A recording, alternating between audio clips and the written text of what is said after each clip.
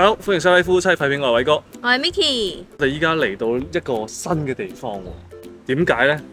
自從我哋上次咧同 Vincent 做完個訪問之後咧，好多人都叫我哋過嚟採訪下佢，分享一下投資心得。點解佢哋可以咁後生咧，就過嚟馬來西亞呢邊躺平？接近係躺平嘅生活㗎啦。係啦，就依靠咧可能一啲嘅股息啊、利息咧、被動收入，就已經可以喺度躺平。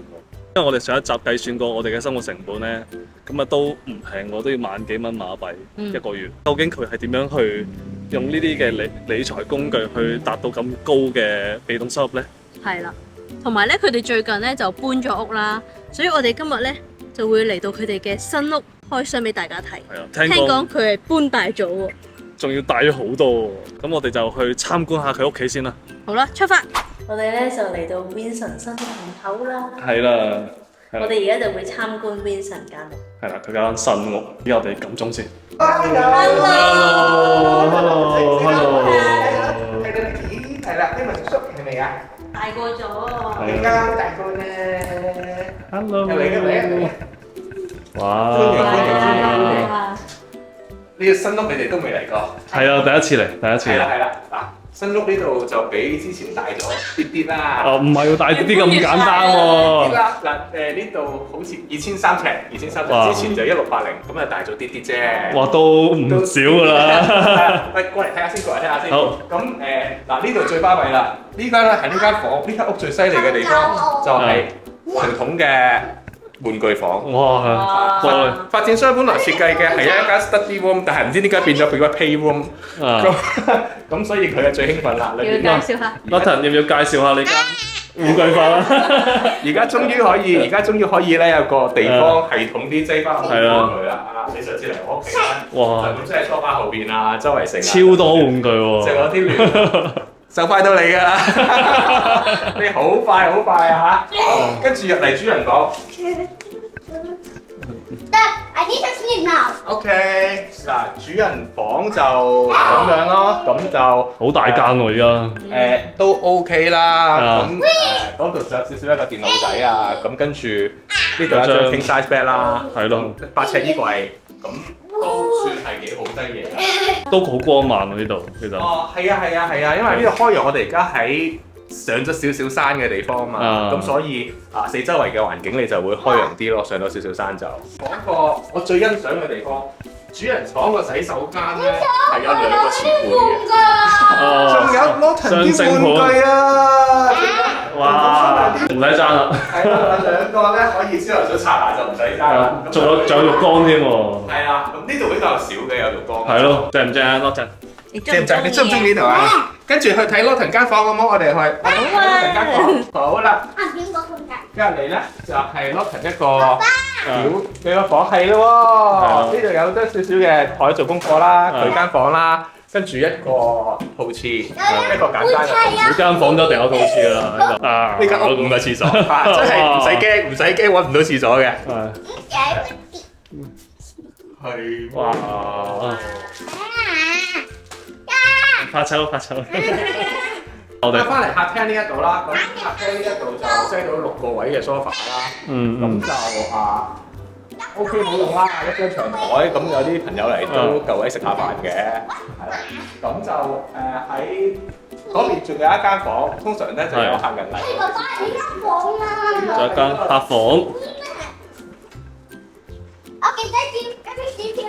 佢話佢全部房都好大間喎。係啊，都 OK 㗎。總之3邊落床就咁㗎啦。咁但係就都算好闊落，好大間，好舒服。都擠咗一個大衣櫃、8尺衣櫃，咁你見到成間房都仲係幾闊落咯。係啦，咁就係啦。房入邊就梗有自己一個套廁啦，一個套廁啦，同個套廁啦。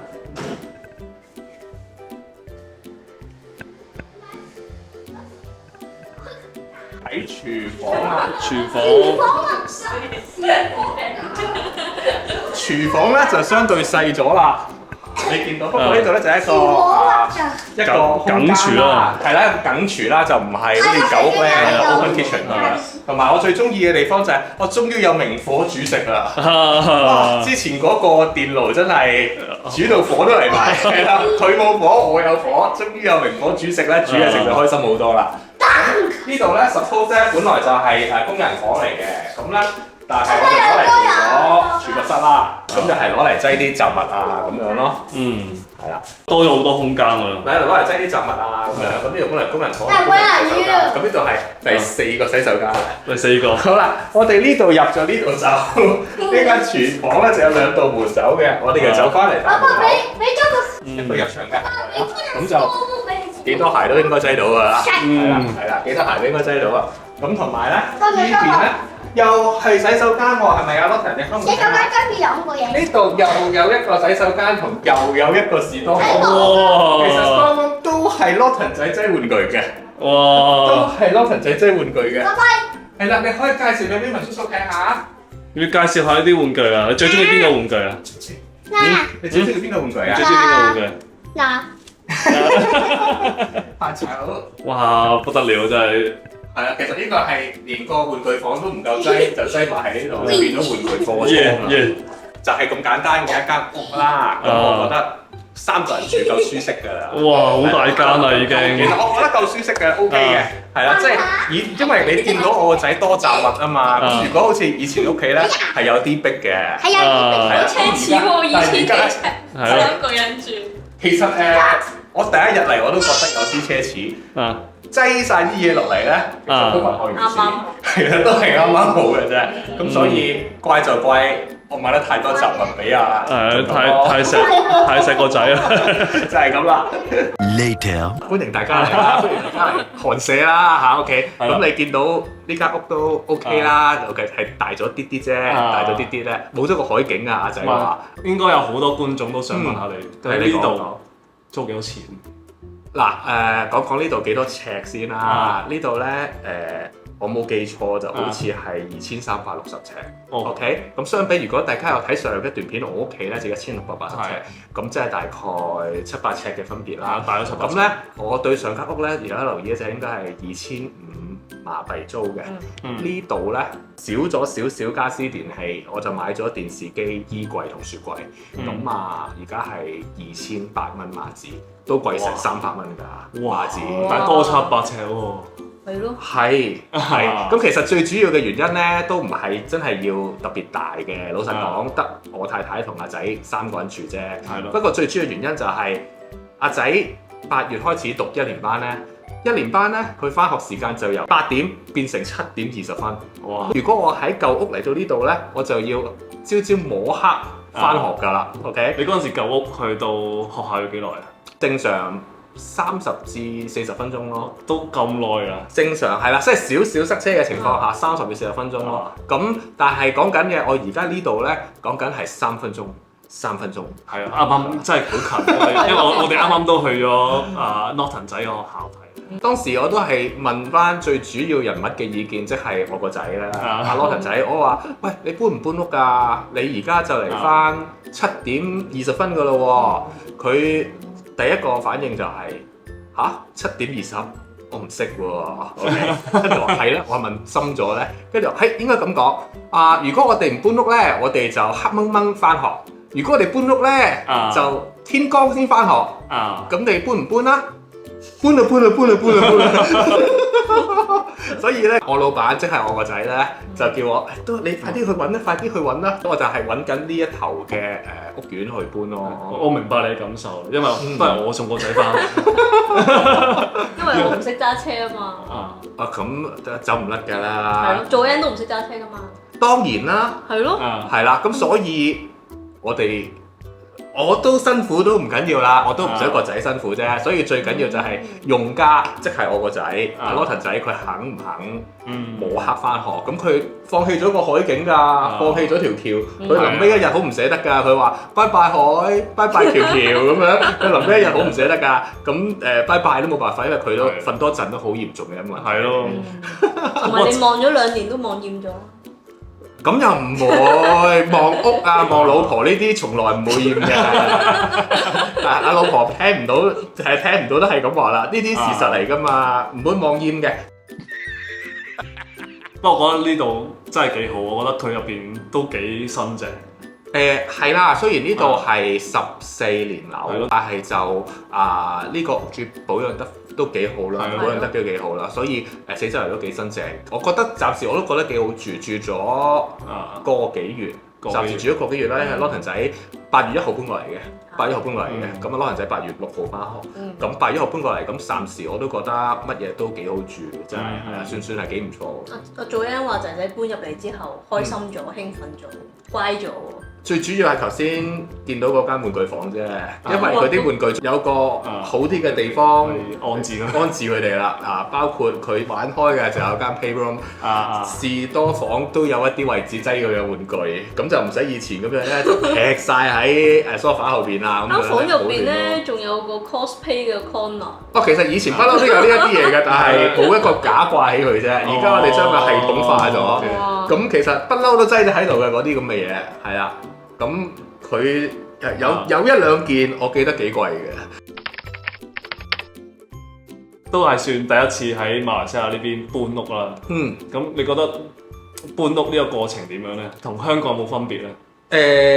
又好老實喺香港咧，我其實自己就好少嘢嘅，因為嗰陣時我搬到最後一次我都未生個 Lawton 仔，咁所以咧以前嘅搬屋咧，好話唔好聽就得我自己或者得阿 Joanne 啦，咁我哋兩個人嘅嘢可能幾個紅白藍就拎走咗㗎啦，OK，咁就冇乜特別，咁但係今次都係一個挑戰。你哋揾搬屋公司搬㗎啦？係啦，搬唔到啊，真係冇咁嘅能力。你見到我呢啲咁嘅氣勢，要有琴又有按摩椅，係啦。因為有琴啦，有按摩椅啦，箱咧，我哋就咁同搬屋公司去傾咧，都搬咗40箱紙皮箱。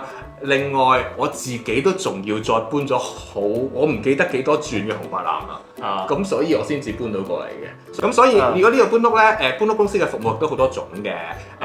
我呢個咧就比較大眾化啲嘅 plan 咧，就係純粹係 call 翻你有幾多箱，咁就你幫佢買幾多個箱，然後佢揾工人同司機嚟幫你搬過嚟。咁我好似今次咁樣，我叫佢幫我搬40箱嘢啦 ，OK， 咁就按摩椅啦，鋼琴啦，咁其實千鬆啲蚊馬幣咯，千鬆啲蚊馬幣，咁就連埋箱。係啦，連埋箱、連埋鋼琴啊、按摩椅啊等等，亦都咁講啦，我都有啲後悔唔幫襯一啲貴啲嘅 plan 嘅。點解咧？搬屋原來我都係頭先所講啦，我第一次咁有氣勢咁搬屋。佢啲貴啲嘅 plan 咧，其實我知香港都有嘅，不過我香港係好多，就係盡量幫你 pack 箱，然後幫你開箱 unpack 啲嘢，然後幫你還原。佢有呢個服務嘅。係啦，呢間公司都係其實係我朋友開嘅，佢哋都有呢個服務。咁總之佢就係貴啲嘅 plan 啦，咁就佢哋嘅同事會幫你 pack 好啲嘢，咁盡量放翻喺一啲原位。咁呢個服務係幾多錢啊？我唔敢問喎。點解？因為咧，我想要呢個服務好耐，我見韓國人搬屋咧係真係直接上門幫你 pack 好晒啲嘢，又幫你還原㗎。冇錯 ，exactly 係呢個服務啦。咁我估計啦，我估計應該3-4倍價錢。頭先我所講，頭先我咁嘅嘢，如果你話1000蚊到，咪3-4千蚊咯，係啦。咁其實都物有所值嘅，因為今次我真係估唔到喺執嘅過程。即係多謝我老婆幫手，甚至多謝我喺香港嘅爸爸都過嚟幫我搬啦，係啦，我引入外地專才咧去幫我搬，咁就係咪合法㗎？你咁樣夾手夾腳都真係搬咗好幾日，即係撇開嗰幾廿箱，我哋另外再自己搬嘢都搬咗好幾日。咁到時問你拎個 contact，非常樂意啦，擺喺下邊。如果香港人需要就可以。可能喺我角度有9折。OK 喎，同佢傾下，我都熟嘅。咁所以如果有朋友需要嘅，揾阿 Vicky 揾我揾佢啊。好啊。我哋入翻正題先啦，因為我哋今日主要目的係諗住問你理財心得啦嘛。咁喺問理財心得之前咧，我想問下你有冇計過自己喺呢一度嘅使費幾多？其實有嘅。我自問咧喺度都算節儉嘅，OK。咁所以其實我自己咧，我通常計埋嗱我包括嘅屋租啦、水電煤啦、寬頻啦、電話啦。食啦、玩具啦，咁呢啲啦特別大聲呢句要。咁其實加埋，我未計學費，因為學費可能會有啲浮動嘅，可能大家同大家 share 幾多錢。咁補習啦，咁其實平均我諗1萬鬆啲蚊馬幣咯，1萬鬆啲蚊馬幣咯，1萬1萬2蚊，1萬到啦。如果好有時1萬蚊都得嘅，有時都係1萬蚊到啦，平均係啦。咁我哋都唔係太誇張，因為我哋計咗係16,000蚊嘛，但係我哋減翻Eden學費嗰一 part，就14,000蚊左右。係啦，咁我就1萬1咁樣咯。咁你其實呢度，我覺得係屋租唔係認真貴，養車電油平，保險平。咁其實香港係最貴呢兩樣嘢啫嘛。咁其實呢度慳翻兩樣嘢就慳翻好多錢啦。爭好遠嘅其實。係啊。租呢間2000幾尺嘅屋喺香港，你諗下幾多錢？我唔敢諗，我冇資格去睇。我哋計完之後，其實都冇我哋想象中咁低嘅嗰個生活費。睇你點生活啦，即係老實講句真嘅，睇你點生活啦，睇你點生活。其實又老實講，玩具係咪可以買少啲咧？咁我咬實牙根冇話唔得嘅，不過就引來大量嘅恐慌咁樣喊啊成啊咁樣嘅啫。咁所以有啲錢係可以慳嘅。我自己好似我哋咁嘅生活1萬1咁樣，咁 OK 咯，即係再慳啲都得嘅。不過頭先我話未計學費，係咯。咁Lawton仔而家佢今年讀 P1 啦，讀1年班啦。我哋講緊嘅係9000蚊馬紙半年咯。咁即係18,000蚊馬紙1年啦，18,000蚊馬紙1年，咁你咪3萬零蚊港紙，咁你除翻12個月，咪可能3000蚊港紙1個月左右咯。咁不過我就好在同香港啲學校唔同，呢度學費咧真係俾完學費就真係俾完學費㗎啦，咁就冇乜其他大費要俾、雜費要俾，即係唔會話香港啲幼稚園可能要你60蚊對襪啊，Lawton 以前係咩200幾蚊件衫仔啊，200幾蚊條褲仔啊，60幾蚊對襪啊，400蚊個書包啊咁樣，冇呢樣嘢咯。呢度就算佢叫你買校服都係幾十蚊馬紙，咁就差好遠嘅其實都，所以學費嘅支出不過就會越嚟越高嘅，連級數越高就會越嚟越高嘅，遞增上去，會遞增上去嘅。不過佢而家呢間學校就好啲，啲觀眾都可能對啲國際學校嘅收費有啲興趣。咁而家Lawton仔呢間學校咧，講緊嘅係中學嘅時期唔會倍數上升咯，OK？因為好多觀眾，你如果去揾學校嘅時候，你去問佢嘅學費。可能你今日問你喺個小5、小6嘅，你話我問間都差唔多錢咁嘅 A、B、C、D、E、F、G 間差唔多錢，但係你試下問下佢中1、中2嘅學費咧，你就會發覺可能會出現好大嘅分別。咁呢個亦都係我嘅理財計劃嘅其中一樣嘢。我揀呢間學校其中一樣嘢，佢哋嘅收費制度就係去到中學係會有個 increment，但係唔係倍數咁嘅 increment 上去咯。咁所以加上呢間學校，我自己中意，因為成績一向都唔錯，所以我先至配合埋學費啊。我係性價比人嚟㗎，係啦。咁我計過我讀過咁樣，咁所以 that's why 選擇呢間學校。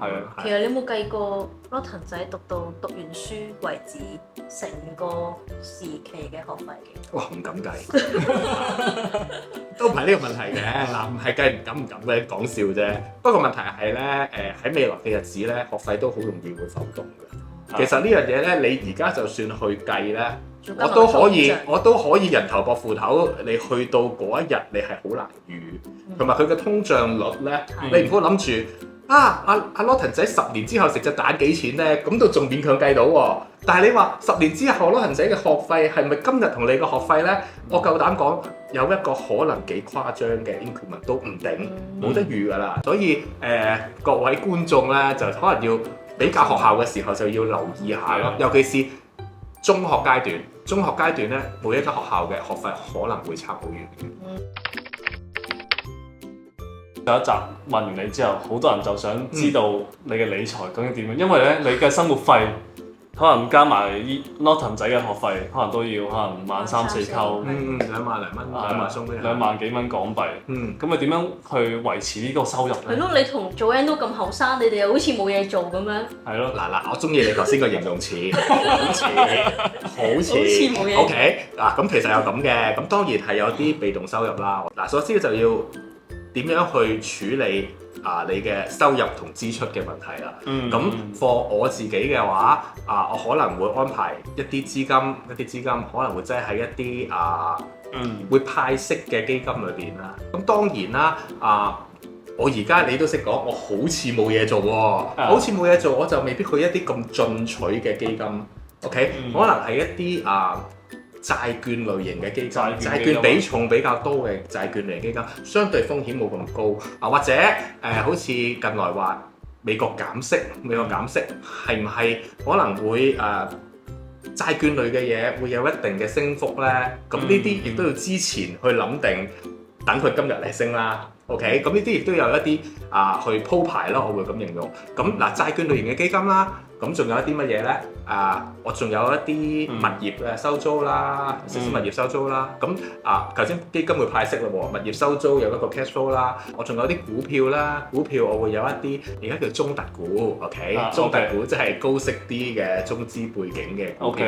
咁所以喺有啲中特股嘅股票，其實相對地你會收息比較穩定啦，係啦，有收息比較穩定。咁其實而家7厘息都唔難做到嘅。基金咧，你係買咩類型嘅基金？自己買緊嗰隻咧就係American Income 嘅類型，咁佢主要嘅投資項目係一啲美國國庫債券。OK，咁其實如果美國國庫債券喺例如而家減息週期裏邊咧，可能會有一定嘅需求，令到佢嘅價格上升嘅。咁所以我都估錯咗少少㗎，我估佢更早時期減息㗎。咁就無奈係等到琴晚先話減息咁樣，其實就我都估錯咗少少，所以我之前嘅升幅係好慢嘅啫，可能係。咁但係嚟緊我 expect 佢個升幅會急啲快啲咁樣。嗰啲基金係每個月都有派息嘅，每個月都有派息嘅，仲可以買唔同嘅貨幣添，咁可以詳細情形聯絡你哋嘅銀行啦。不過我都係嗰句，你最好都尋求一啲專業嘅意見先去買，唔好自己盲目咁去買咯。係嗰啲意見未必一定準，但係講完一啲資料俾你聽，你分析一下，起碼買嗰刻自己啱唔啱聽先。你自己都唔啱聽嘅，你自己買落去，即係你識阿 Vincent 啫 ，Vincent 唔係話今日買個咩 number， 唔係呢啲啊嘛。咁起碼都有咩背景啊，有咩 background，that's why 我買呢啲嘢啊咁樣。呢個時候你要理身一下，你有冇持有以上股份？梗係有啦，我講咗咁耐，我梗係有啦。咁同埋仲有啲保險啦，保險亦都係好重要啦。保險有一啲我哋叫俗稱嘅 coupon plan 啦，coupon plan 就即係每年又會派一啲息㗎啦。咁所以我都係將我嘅資產盡量將佢分開之餘，我希望可以做到一個每月收息嘅效果。介唔介意分享下啲基金大概幾多利息左右咧？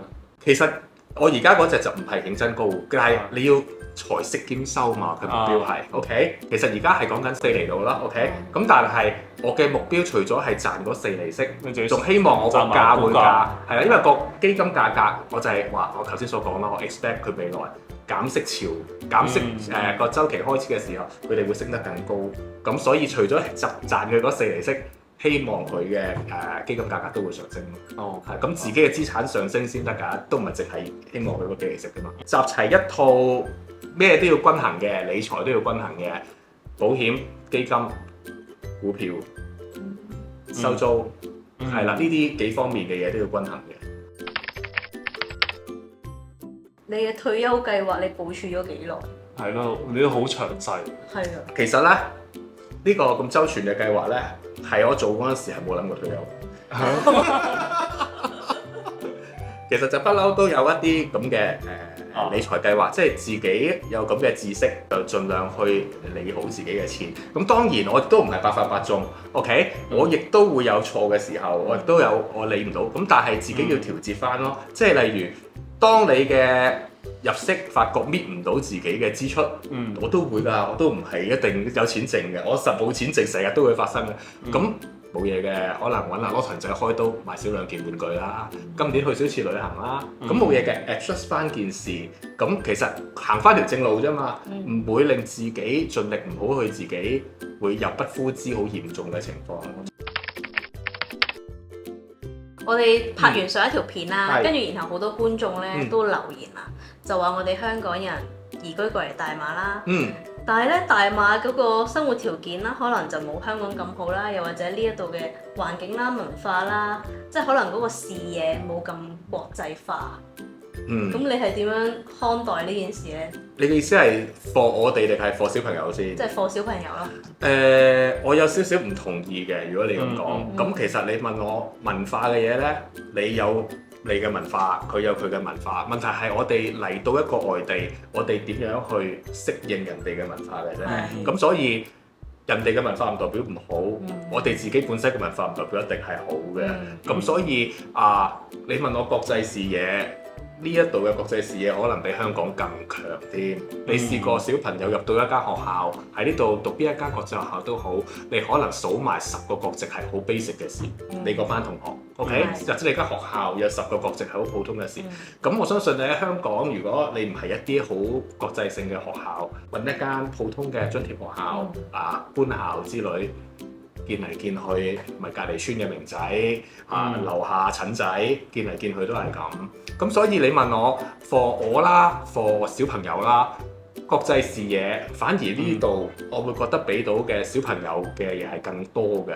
好似而家阿羅騰仔返學咁樣，佢可能會同佢嘅同學仔一齊去交流一下。Hong Kong 我都係住咗2年，我住咗3年。Hong Kong 係點㗎？佢哋可能喺我阿仔眼中咧，佢淨係記得 Hong Kong 啲屋好細間，Hong Kong 有地鐵坐，Hong Kong 有火車坐咁樣。佢記得呢啲，咁其實都係特色啦。香港交通便利，香港房屋比較骨子，比較精緻，亦都係一個事實。OK， 咁可能其他泰國啊、印度啊，其他嘅同學仔同佢 share 下當地係點。就日本嘅同學仔同佢 share 下當地係點，咁我又咁講，你可能同我講話，我成日都帶我個仔去日本啊、泰國旅行，你都係見到旅行見到嘅嘢，去玩旅行見到嘅玩嘅嘢啦。但係你唔會捉住個泰國人同佢講，喂，你介紹下你屋企係點嘅？喂，你介紹下你哋有咩獨特嘅文化？我覺得好少嘅。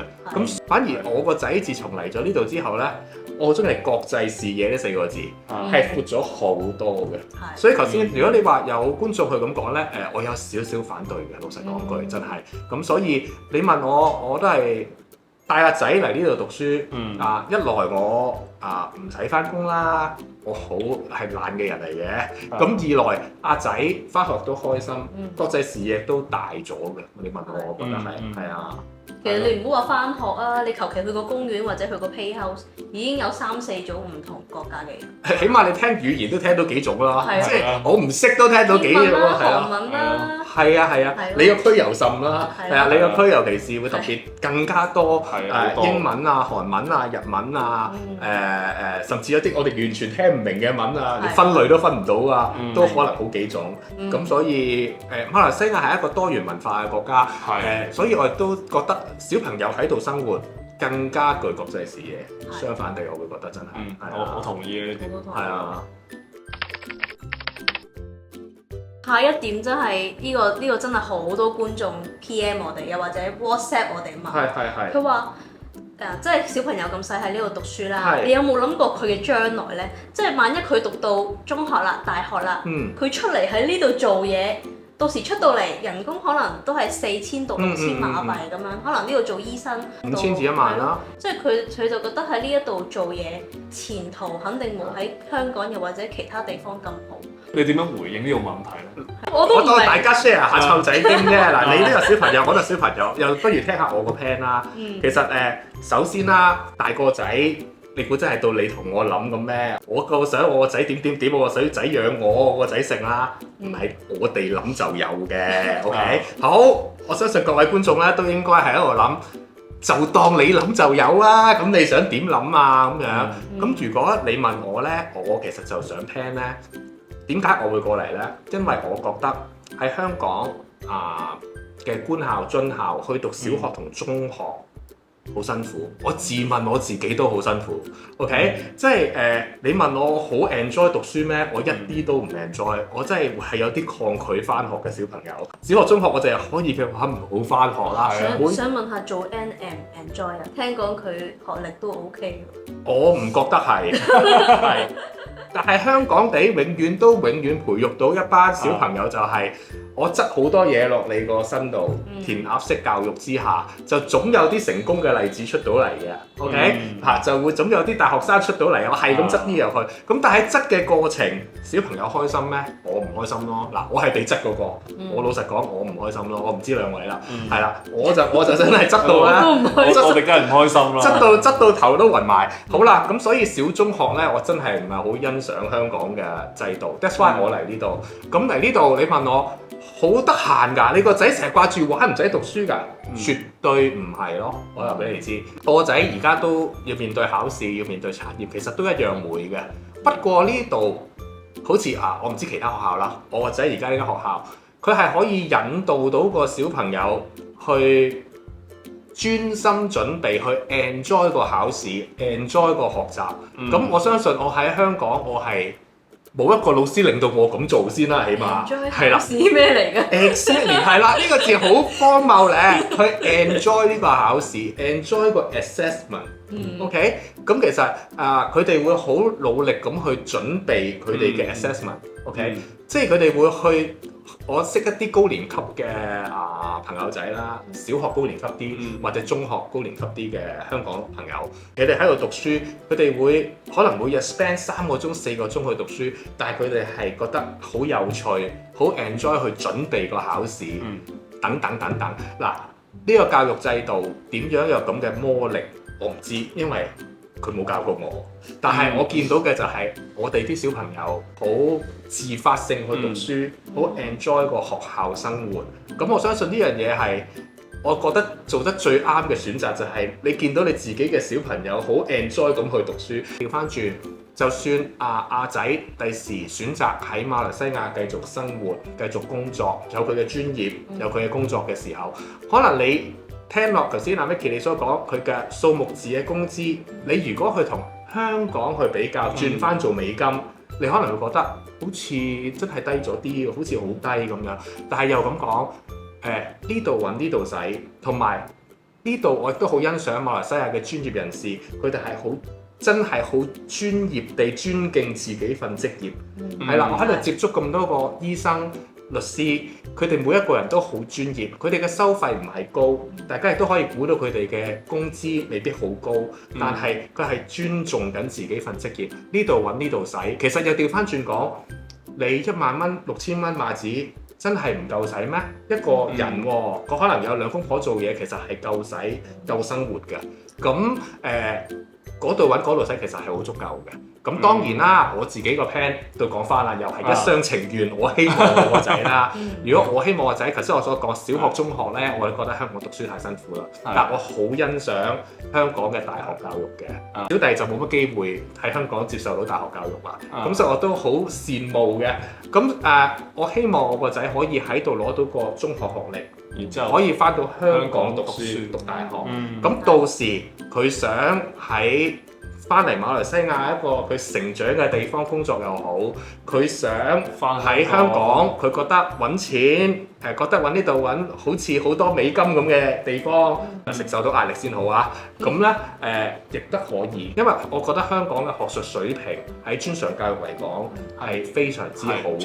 咁但係喺呢度，我希望佢可以攞到一個國際承認嘅中學學歷，打好多基礎先。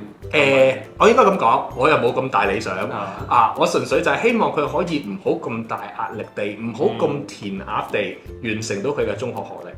咁到時佢去選擇啦，佢可以留喺馬來西亞讀書又好，翻香港讀書又好，等等等等。係咯，同埋你而家讀 IB 係有優勢噶嘛？如果入翻去香港嘅大學嘅話，都係一個公開考試啦。暫時我見到香港嘅大學收生咧喺 IB 嘅學生相對同分數同難度嚟講，佢嘅難度分係低啲嘅，我會咁講啦，係啦。所以 that's why 我亦都選擇 IB 一來我頭先所講佢教育嘅方向，佢幾鼓勵啲人自發性去讀書啦，我好開心我見到個仔真係 OK。第二就係頭先你所講啦，呢個就比較呢一分鐘現實啲嘅問題，就係好似係入香港嘅大學係會。廣東話佢稱先少少啦，稱先少少啦。即係佢係用 non-JUPAS 嗰條隊啊。係啦 non-JUPAS 嗰條隊。咁所以調翻轉啦，喺呢個計劃咧，可能俾你參考下啦，自己你都要。我最擔心就係阿仔嘅中文程度啫。哦。英文程度我唔擔心，所以咧一陣我就要車佢去補習啦。補咩啊？補中文啊？係啊。嚇！你講得啱啊！我一陣就要車阿仔去補中文，因為喺一般嘅國際學校提供到嘅中文教育咧，唔係有效好，係有限。OK，佢識嘅字好少，咁相對地亦都如果如我所願，希望我嘅計劃翻香港讀書嘅話，佢嘅中文程度應該未能夠達標嘅。咁所以我由而家開始，阿仔而家5歲幾，我就已經捉佢去補習㗎啦。係啊。我哋要預告一下，因為我哋10月頭咧 ，Vincent 個仔間學校咧就有一個 Open Day。係啊。咁我哋就可以跟住 Vincent 去睇 presentation 啦，係啦 ，Lawton 嘅 presentation。咁到時帶大家去睇下 Lawton 仔間學校係咩樣，睇下其他小朋友同埋 Lawton 今次嘅 presentation 做成點啊？係。好啊好啊。OK。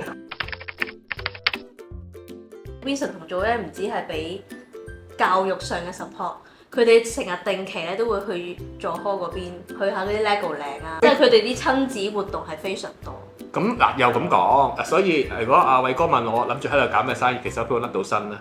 係因為我哋俾阿 Lawton 仔嘅活動其實係多嘅，係一陣我又話要去鋼琴啊、中文啊、馬拉文啊補習啊，咁跟住我就話阿 Lawton 仔好中意去，一放假就話去佐科，要去 Legoland 玩，去佐科啲 playhouse 玩，啲 playhouse 好大好靚嘅，所以其實我哋真係要唔做嘢先可以咁樣去湊仔咁嘅生活嗱。好老實，我覺得自己好幸福嘅，我自己都知。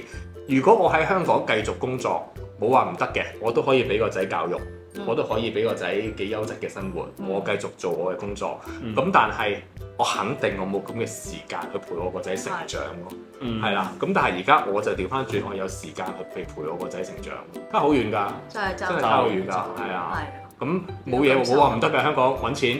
咁但係成日都係嗰句，電視劇都好多啦，成日掛住揾錢，你幾時陪我個仔啊？嗱，通常啲老婆老公嗌交就係咁噶啦。咁又係嘅喎。到時個仔大個咗，佢會記得㗎嘛。係啦，又係嘅喎，諗真啲，咁香港地你唔真係努力揾錢，我點樣養得到啊老婆同個仔你啊？講真，我哋細個都係咁啦，我哋細個父母會幾可會咁樣陪住你咧。Exactly， 所以就係我覺得我嘅生活好幸福，我個仔嘅生活都好幸福，相對地係啦。咁所以如果你話要搞啲嘢好 occupy 到我嘅時間，除非你話好可觀嘅收入嘅啫，係啦。或者到時等 Lawton 仔再大個啲，起碼多啲時間，你就調翻轉，可能到佢唔想見到我咧。老豆，你揾啲嘢做啦。可能中學嘅時候唔想見到你。係啦，係啦，去到中學嗰啲位啊，小學或者小學尾啊，可能調翻轉，你成日坐喺屋企做乜啫？會啊，絕對會。可能佢已經自己同啲 friend 周圍去玩啊。係啦，係啦。咁所以小朋友最黐爸爸媽媽嘅時候，我哋陪住佢，希望記得啦嚇。係啦。第二樣嘢就我哋都叫做俾多啲 support 佢去讀書嗰方面，培養下佢嘅興趣。所以我覺得呢個生活非常之唔錯，我自己好 enjoy。係，不過大前提係你嘅 income 一定要 cover 到呢度嘅生活。係啦，係啦，你嘅被動收入啦，被動收入多，所以要成日 mon 住，因為成日 review 嗱，好老實啊，呢樣嘢我睇提各位觀眾，咁其實就係有時有啲嘢，頭先我講完咁樣課，我自己都係嘅，我自己都會中招嘅情況係咩啊？冇去 review，經濟環境成日都會轉變，人嘅生活亦都會進入轉變，或者市面上嘅理財產品亦都會不停咁樣轉變。咁你有時都要 review 下自己嘅 portfolio， 睇下自己嘅 portfolio 係唔係適合而家嘅經濟環境咧？係啦，我頭先所講可能就係話，而家我期望減息週期可能會債券價格會上升，咁我都中個招啊！我都話早兩年前就望佢減息，我原來望早咗啊！咁其實咁我嘅 income 都可能會受到影響，因為自己估計我都唔係生神仙，我都估唔到，咁好多嘢要自己 adjust 咯，係啦。咁所以呢樣嘢各位觀眾都要自己留意，即係唔係咩啊？一本天書睇到老，今日教你一招就永遠都係用嗰招，絕對唔得嘅。咁其實你不理財，財不理你啊嘛。成日我聽啲人講就係，其實個道理就係咁嘅啫。係啊。同埋而家馬幣都好似不停升緊，你覺得之後馬幣嘅趨勢係點樣？我諗喺可見嘅將來咧，如果對港紙，我覺得超過2係冇乜難度咯，我會咁形容係啦，都真係要留意環境。美金今次嘅減息週期裏邊，美金佢哋會唔會繼續維持強勢咧？即係會唔會減住息都想維持強勢咧？咁好睇下美金嘅走勢，因為香港港紙 peg 美金啊嘛。咁如果美金強勢就係港紙強勢，簡單啲 simple mind 啲就係咁諗啦。咁所以睇下美國點睇美金咯，咁睇下大家嘅做法啦。咁對港紙，不過我覺得過2就應該就會升翻上去。係啦，我覺得走唔甩㗎啦。所以大家可以唱定多啲馬幣。係啦，唱定啲啦。咁1.6幾唱嗰啲咪賺咗咯？賺好多啦。咁知道嘅話都可以賺好多嘅，即係不過就咁講啦，估過2冇問題。咁點知聽日又會發生啲咩事咧？大家都唔知嘅。咁1.6幾嗰啲正路就真係8年難得一遇㗎啦。係啊，咁啊真係嗰陣時大家唔知有冇唱緊多啲啦。係啦，我唱咗多啲使晒啦。係啦，所以都會有呢個情況嘅。咁遇到㗎，不過又使晒啦。係啊。好啦，咁我哋今日呢個訪問就差唔多到呢度完結啦。係啦，好多謝 Vincent。係啦，接受我哋嘅訪問。唔好客氣，得閒多啲嚟屋企玩。係啦，分享下你嘅理財心得啦，又分享下你對教育嘅諗法啦。係啦，咁希望可以對觀眾咧就有所幫助。係啦，因為真係好多人想過嚟呢一邊，但係佢哋都仲喺度考慮緊。其實係嘅，我都收到好多，包括學校有時 refer 咗一啲家長嘅 contact，佢哋有啲香港嘅朋友都想知道，呢度嘅生活係點啊？學校有時都叫我，可唔可以阿 Vincent 幫我同嗰個香港家長講一講 share 下你嘅生活啊？我好樂意嘅 anyway， 係啦，所以如果各位觀眾有需要揾我傾偈嘅，可以揾阿偉哥啊，揾阿 Micky 啊，即係大家可以喺我哋條片下邊留言啦。我哋到呢度就完結啦。如果大家中意呢條片咧，就記住俾個 like 啦；未訂閱我哋嘅朋友咧，就記住訂閱我哋啦。同埋記得撳埋個鐘仔啦，我哋有最新影片你有收通知噶啦。好啦，我哋今日呢條片就到呢度完結啦，拜拜。拜拜。